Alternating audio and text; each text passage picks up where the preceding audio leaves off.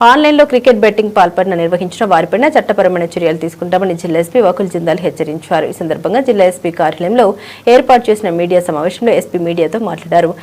శ్రీ రామ్నగర్ 1వ లైన్లోని Shri Venkateswara Shri tea and snacks వద్ద క్రికెట్ ఆన్లైన్ బెట్టింగ్ ఆడుతున్నట్లు సమాచారం రావడం జరిగిందని తెలిపారు. వెంటనే నగరంపాలెం పోలీస్ స్టేషన్ పోలీసులు స్పందించి క్రికెట్ బెట్టింగ్ ఆడుతున్న 9 మంది యువకుల్ని అరెస్టు చేయడం జరిగిందని తెలిపారు. వారి వద్ద నుండి 7 మొబైల్ ఫోన్లు 1,10,000 రూపాయల క్యాష్ స్వాధీనం చేసుకోవడం జరిగిందని తెలిపారు. ఈ సందర్భంగా అక్రమ బెట్టింగ్ కు దూరంగా ఉండండి, మీ కుటుంబాన్ని మీ భవిష్యత్తును కాపాడుకోండి అని సూచించారు.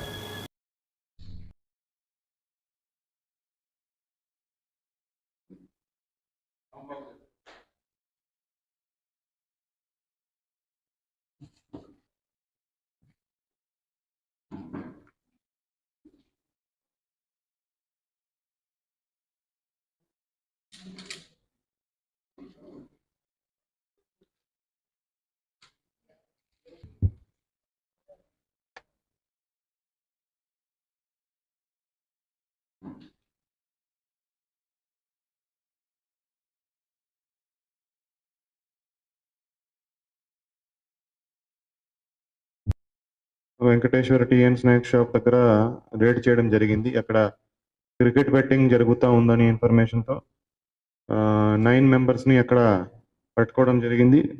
వాళ్ళ దగ్గర నుంచి 1,10,000 క్యాష్, అదేవిధంగా 7 మొబైల్ ఫోన్స్ రికవర్ చేయడం జరిగింది. వీళ్ళందరినీ విచారిస్తే వాళ్ళు 4 వెబ్సైట్స్లో 4 అప్లికేషన్స్లో క్రికెట్ బెట్టింగ్ చేస్తున్నారు. apbook.in, luckykismat.com, gullybets.in, vlbook.in. ఈ 4 అప్లికేషన్స్లో వాళ్ళు క్రికెట్ బెట్టింగ్ చేస్తున్నారు. ఐపీఎల్ సీజన్ నడుస్తూ ఉంది. సో ఐపీఎల్ మ్యాచెస్ మీద వాళ్ళు బెట్ చేసుకొని ఎవరు ఎన్ని రన్లు కొడతారు, ఎవరు గెలుస్తారు, ఎవరు స్ట్రైక్ రేట్ ఎంత ఉంటుంది, ఇట్లాంటి విషయాల మీద వాళ్ళు బెట్టింగ్ చేసి ఆడుకుంటున్నారు. సో వాళ్ళని 9 మెంబర్స్ని కస్టడీలో తీసుకోవడం జరిగింది. వాళ్ళ దగ్గర నుంచి cash and mobile phone seize చేసి వాళ్ళ మీద కేసు నమోదు చేసి వాళ్ళ మీద చట్టపరమైన చర్యలు తీసుకోవడం జరుగుతుంది. సో ప్రజలకి మేము మెసేజ్ ఇచ్చేది ఏంటంటే, ఈ ఐపీఎల్ సీజన్లో చాలామంది ఆన్లైన్ బెట్టింగ్కి, అదేవిధంగా ఆఫ్లైన్ బెట్టింగ్కి చాలా ఎక్కువ మంది పాల్పడుతున్నారు. దీనివల్ల వాళ్ళు చాలా డబ్బు పోగొట్టుకుంటున్నారు. ఈ బెట్టింగ్ చేస్తే ఓన్లీ ఎవరైతే చేపిస్తున్నారో, ఎవరైతే ఏజెంట్స్ ఉన్నారో వాళ్ళకి ప్రాఫిట్ తప్ప, ఎవరైతే బెట్ చేస్తున్నారో, ఎవరైతే ఆడుతున్నారో వాళ్ళకి ఎక్కడ కూడా ప్రాఫిట్ వచ్చే అవకాశం ఉండదు. దయచేసి మీ ఆర్థిక మూలాలను దెబ్బ కొట్టొద్దు. చాలామంది ఈ చిన్న చిన్న బెట్స్ నుంచి స్టార్ట్ చేస్తారు. 100, 200, 1000, 2000 నుంచి స్టార్ట్ చేసి దానికి అడిక్ట్ అయిపోయి పెద్ద పెద్ద బెట్స్కి ప్రోగ్రెస్ అయ్యి వాళ్ళు చాలా ఎక్కువ డబ్బు పోగొట్టుకుంటున్నారు. తర్వాత కొన్ని చోట్ల లోన్స్ తీసుకొని డబ్బు అడిగి ఇంట్రెస్ట్ మీద తీసుకొని కూడా కొంతమంది అడిక్ట్ అయినాక పెడుతున్నారు. దాంతో మొత్తం కుటుంబం కూడా సఫర్ అయ్యే పరిస్థితులు వస్తున్నాయి. సో ఇటువంటి జరగకుండా, ఇటువంటి చేయకుండా అందరినీ మేము విజ్ఞప్తి చేస్తున్నాము. ఇది చట్టపరమైన నేరము. ఎవరైనా క్రికెట్ బెట్టింగ్ చేస్తే వాళ్ళ మీద లీగల్గా చర్యలు తీసుకోవడం జరుగుతుంది. వాళ్ళ మీద కేసు పెట్టడము, వాళ్ళని అరెస్ట్ చేయడం జరుగుతూ ఉంది.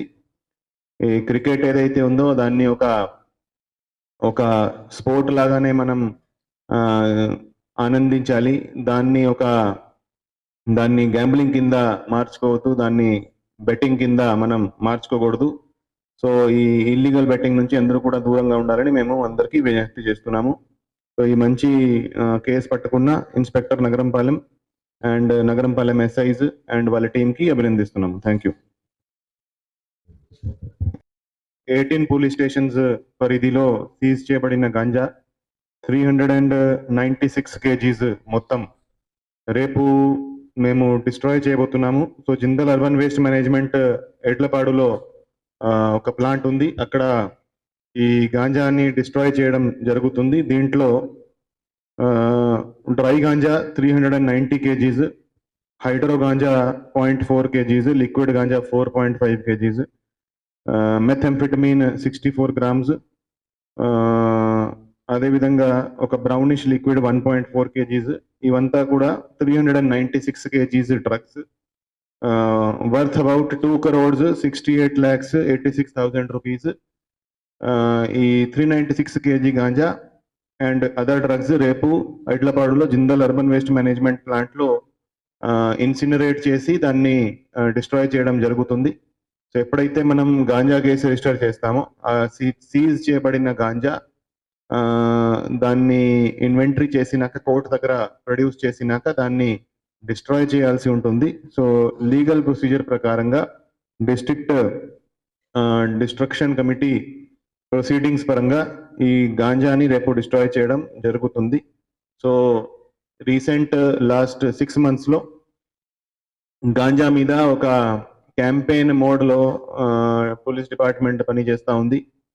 సో ఆల్మోస్ట్ 350 మందిని మనం గాంజా కేసులో అరెస్ట్ చేయడం జరిగింది.